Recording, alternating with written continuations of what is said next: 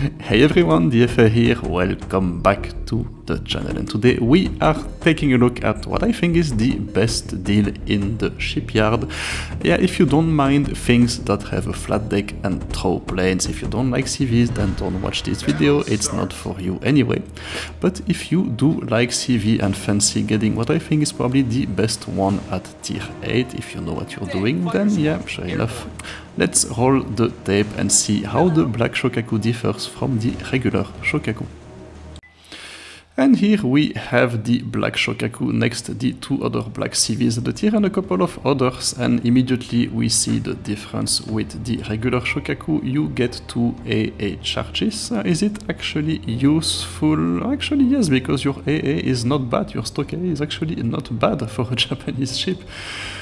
So that's good. You get a little bit more survivability, a bit more HP and a bit more concealment, but you are still a very weak target, so it's still a major improvement over the Hiryu who can easily get two-shotted by any battleship at the tier. But yeah, don't get too close to the action. And if you actually manage to get too close to the action, you do get the same mobility as the regular Shokaku, and that's absolutely excellent because top speed of 33 knots, meaning you can get away from quite a lot of cruisers that are supposed to be hunting you. And the acceleration and the turn time are also very good for a tier 8 CV. So that thing is actually fairly nimble for a ship of that size, and you will see that in the gameplay indeed. The guns, they're not bad, range of 7 kilometers, pretty decent DPM, but the turret rotation of 10 degrees, so yeah, don't plan on using them too much. It's not recommended. Dive bombers, they're pretty bad. The DPM output, it's one of the worst at the tier. It's actually the worst. No, it is the worst.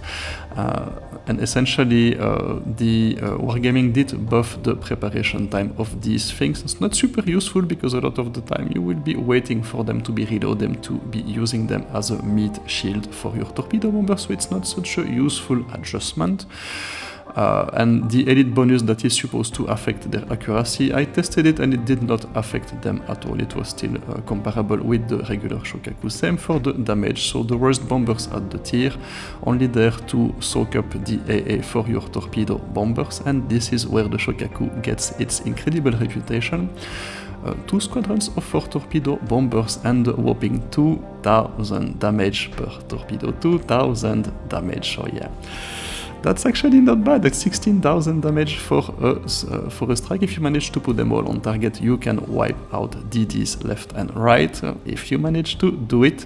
And yes, of course, the flooding chance, it's also pretty decent. So yeah, it's a very good machine with torpedoes.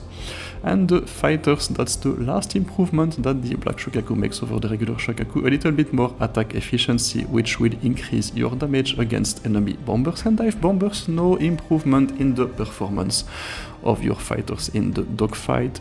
So yeah, you still have among the worst fighters at the tier, a little bit superior to the Royal Navy CVs and a bit more comparable with the Hornet now, but still it's not a clear skies machine, let's be honest for a second. But let's take a look at what it does best, and I have a pretty interesting gameplay for you.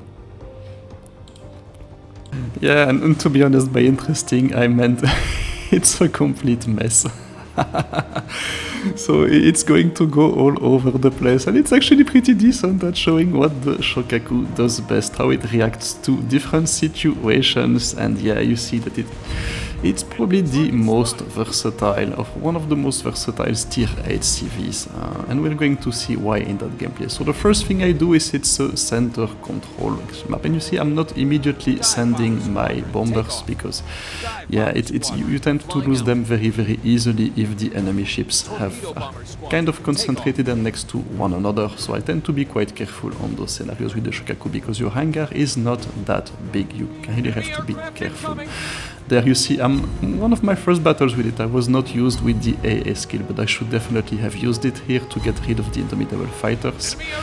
And yeah, immediately what I'm going to do is focus on the 2 destroyers that are in the cap, because my team has decided to go all over the place and they're doing a complete shit show at it, and I'm also doing quite a shit show aiming for that Z-23. Essentially, what you have to do when you aim torpedo bombers, and I did put a guide on that, a dedicated guide on that topic, so how to hit destroyers with torpedo bombers, is you have to put the size of, if they are, for example, 2 minutes away, 2 seconds away from the target, you aim 2 cones ahead of the target as well. And that's how you actually know how much you have to lead, more or less. A bit more with the Royal Navy CVs, but all the rest it's fine. There I gave a little bit too much lead. I'm also playing the Royal Navy CVs quite a lot when I was recording this, so yeah, it's kind of difficult to be switching between the different lines. There I'm actually using my dive bombers against a destroyer. It's completely useless most of the time. It's the only reason for which I'm doing that is I want to make sure that he remains spotted for my cruiser, because he was actually running away from the cruiser. Now let us take a second or a moment to appreciate the deployment of both teams, especially mine, because yeah, it's it's really bad. As I said, that gameplay was going to be all over the place, so we did manage to put a couple of torpedoes into that Russian DD, taking a significant part of its health away. But yeah, we're still quite a long shot, and if I'm not mistaken, a DD was actually coming for me, and the Kagero was spotted a little bit later on, or a little bit further. My fighters get baited at that range. Okay, that's not very nice, but I mean, it is what it is. And so yes, so far we are losing pretty bad. We have our 2 destroyers. I have absolutely no idea what they are doing over there. I mean, and in the meantime, the enemy destroyers are having a field day. They can occupy the cap. Absolutely no one is coming to bother them. Yeah, except me. I'm going to do my best to see if I can actually annoy them as much as I can. But yeah, we're going to put a couple of torpedoes into that Z-23, and immediately, yeah, you see the difference that the Shokaku is able to make. Huh? Yeah, if I had aimed this a little bit better, I would have been able to clear that DD, but it's okay, it's going to pop up right in front of a Bismarck, and with that amount of health, the Bismarck should be just fine finishing it.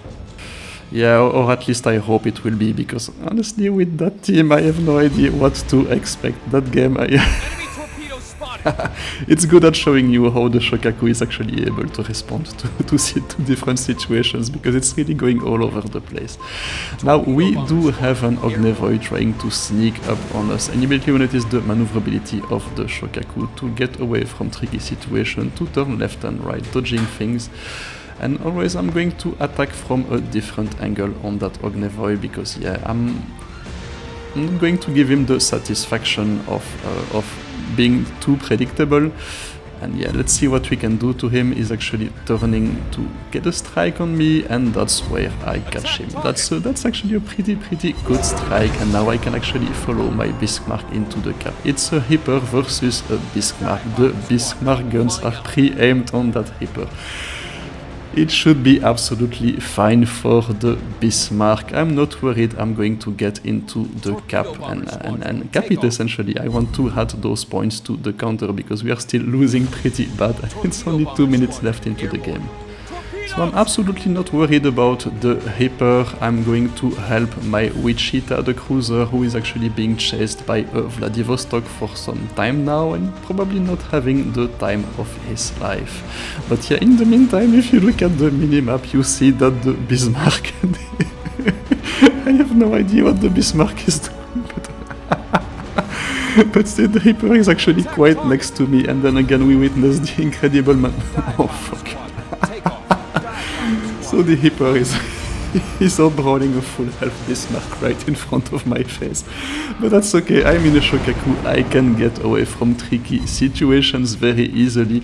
And by the way, that thing is faster than Reaper, so the Reaper has absolutely not a chance of being able to catch you. So yeah, it's what makes that fair. There you go, he's not going to catch me definitely now. So yeah, all of a sudden it looks a little bit better. We have 50 seconds to take out 2 ships, the enemy CV and the Vladivostok. I'm going to send my 1 squadron of torpedo bombers to finish the Vladivostok, or at least help my cruiser with it, and then the rest of my squadrons to deal with the Indomitable. And we should be just fine right on time. Well, that's what we hope for, right? No, it's going to end up pretty well, and we're going to be winning this one, showing you exactly, so a complete mess of a game, but showing you how the Shokaku is really good at responding to those situations. If you want to see more classical examples of gameplays, I've already covered with 2 videos, the regular Shokaku, and the Black Shokaku was also featured in another one. I will put the links in the video, or in the comments below the video. So in the meantime, stay safe, take care, I hope you've enjoyed that review, and yeah, absolutely get that thing in the shipyard while you still can. Bye bye!